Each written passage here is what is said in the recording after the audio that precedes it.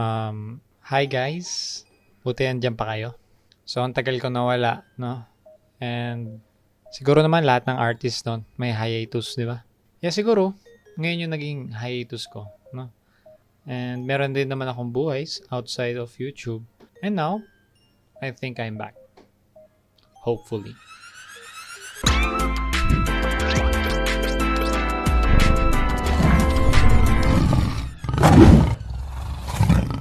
So, this past few months, no? 6 months ako nawala. And ngayon meron tayong konting story time. So, nawala ako kasi una, studies. Okay? So, kung hindi nyo alam, graduating ako nung panahon na yon. And kailangan ko mag-comply ng mga requirements ko para sa graduation. And luckily, by the virtue of the power vested in me, I hereby confer upon you your certificates and respective baccalaureate degrees. Congratulations.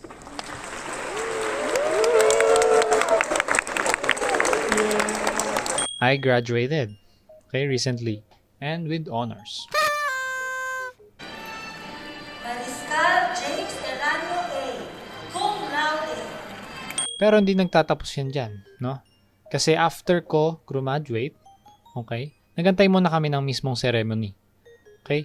And habang nag-aantay ako ng ceremony namin, no, tinawagan ako ng dati kong professor and inofferan ako na maging college instructor doon sa school na pinasukan ko. Hello, James. Pwede ka ba magturo ng 2D and 3D animation? And ako, nung narinig ko yung inoffer sa akin, ang sagot ko ay, yes. I straight up said yes agad. Okay? Wala nang questions. Gusto ko kasi magturo. Pero hindi naman ako ganun kagaling magturo. And syempre, na-pressure ako kung magiging effective ba akong teacher sa mga students ko. Pero syempre, yung ina-advocate ko nga, di ba? Inspire the beast. Di ba? Gusto ko makapag-inspire ng younger artists out there. So, syempre, what better way to inspire someone if not by teaching, right? So, syempre, tinanggap ko siya. And sobrang naging busy ako, as in. Mas mahirap pa talaga maging teacher kaysa maging estudyante. So, kung gusto niyo malaman kung ano yung tinuturo ko, I teach 2D and 3D animation. So, siguro sa channel natin, baka in the future, makapagturo din ako ng animation. So, yeah. Bale, yun lang yung nangyari sa buong 6 months na yan. And talagang sinet aside ko muna tong YouTube kasi hindi naman siya yung priority ko. And parang hobby ko lang din naman to. Pero nakakatuwa rin na nakikita ko yung ibang bago lang dito sa channel natin. No? Nakikita ko nagko-comment. And syempre, yung mga comments na yun ay nagbo-boost up ng motivation para sa akin. Alright? Kaya ngayon, I decided to come back. Kaya for today's video, kakaroon tayo ng tutorial kung paano mag-rendering.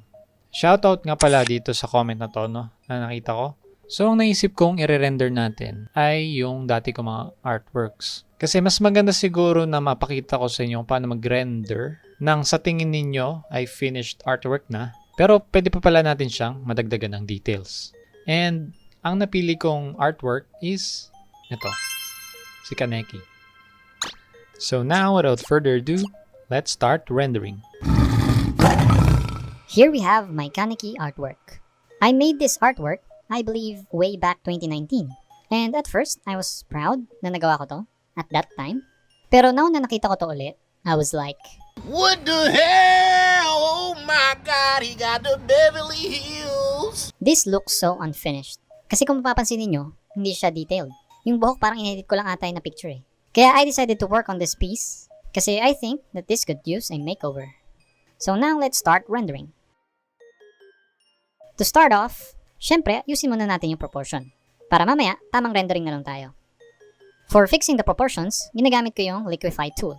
Makikita nyo tong Liquify tool dito sa filter.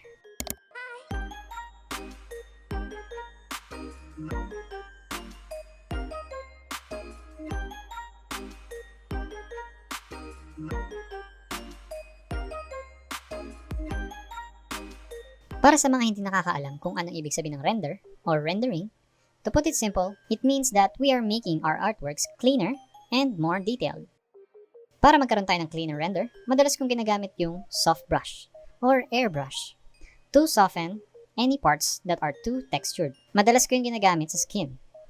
Pero syempre, need din natin ng hard round brush. Kasi hindi naman pa pwedeng puro soft lang ang ating edges. Kasi kailangan natin siya for hard edges. Kasi one mistake na madalas na ginagawa ng mga beginners ay puro soft brush lang yung ginagamit nila, which makes their artworks unrealistic looking. You should actually combine the two edges that we have, which is soft and hard edges.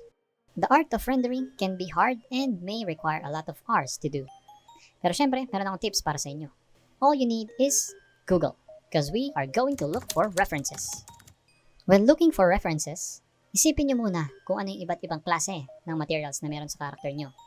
Meron ba siyang metallic accessories? Ano ba yung texture ng kanyang clothing?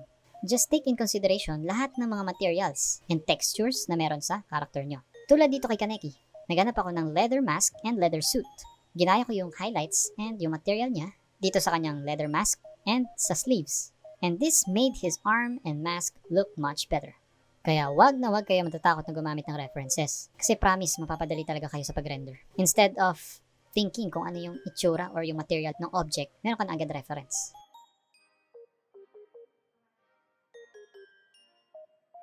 In terms of how I render, okay, so personally, madalas kong ginagamit itong pattern na to. So ang tawag dito ay hatching. Bless you. Hindi yung atching. Basta, ang tawag dito ay hatching. I usually do this to add highlights to the materials. Siyempre, the higher the intensity, the more na mas magmumukha siyang shiny. This does not apply for everything I mostly use this for clothes, metallic surfaces, and sometimes the hair. And after nyo na mailagay yung pattern na yun, ay gagamit na tayo ng mixer brush tool. And let's just smudge some of the edges and to blend things out. So that's about it. Let's just finish the rendering of Kaneki and enjoy the speed paint.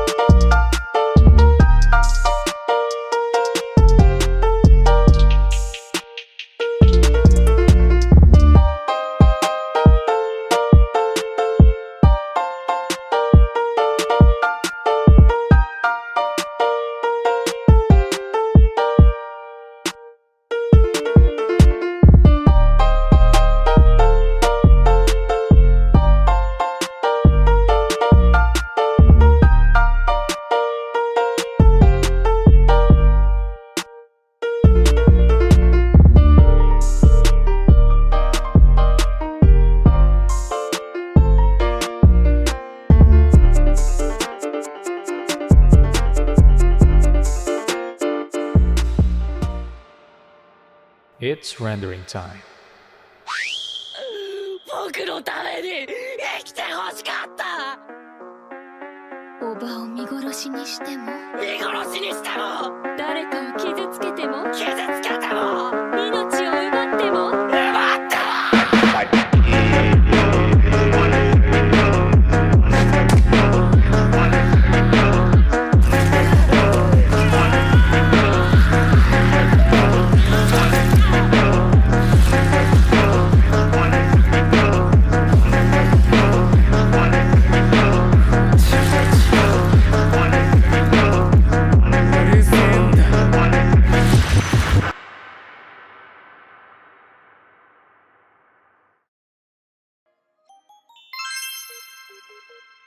Alright, so ngayon, alam niyo na kung paano mag-render. So basically, ganun lang yung technique na ginagamit ko.